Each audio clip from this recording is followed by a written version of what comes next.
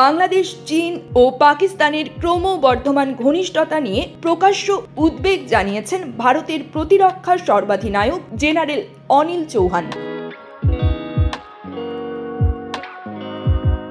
মঙ্গলবার ৮ জুলাই ভারতের প্রভাবশালী গবেষণা প্রতিষ্ঠান ORF আয়োজিত এক অনুষ্ঠানে তিনি বলেন, ৩ দেশের পারস্পরিক ঘনিষ্ঠতা ভারতের নিরাপত্তা ও আঞ্চলিক স্থিতিশীলতার জন্য হুমকি হয়ে উঠতে পারে।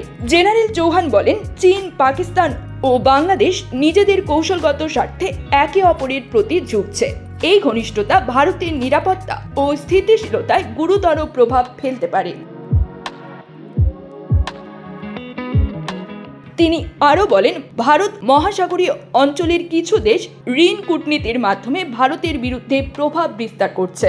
ঘন ঘন সরকার পরিবর্তন এবং আদর্শচ্যুতি ভারতের জন্য বড় চ্যালেঞ্জ হয়ে উঠছে বলে উল্লেখ করেন তিনি। সাম্প্রতিক সময়ে আওয়ামী লীগ সরকারের পতনের পর বাংলাদেশের বর্তমান প্রশাসনের সঙ্গে নয়াদিল্লির দূরত্ব বেড়েছে বলে ধারণা করা হচ্ছে। বিপরীতে ইসলামাবাদ ও বেইজিং এর সঙ্গে ঢাকার সম্পর্ক ক্রমেই ঘনিষ্ঠ হচ্ছে।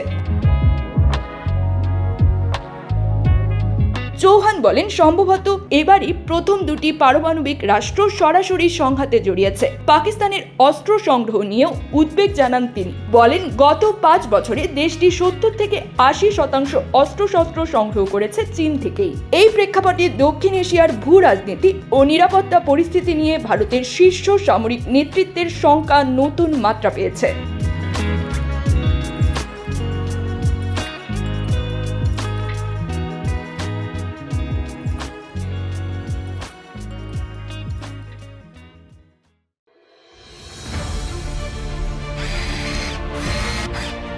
আলোতে থাকুন, ফোকাসে থাকুন, হাত রাখুন প্রজন্মের হাতে।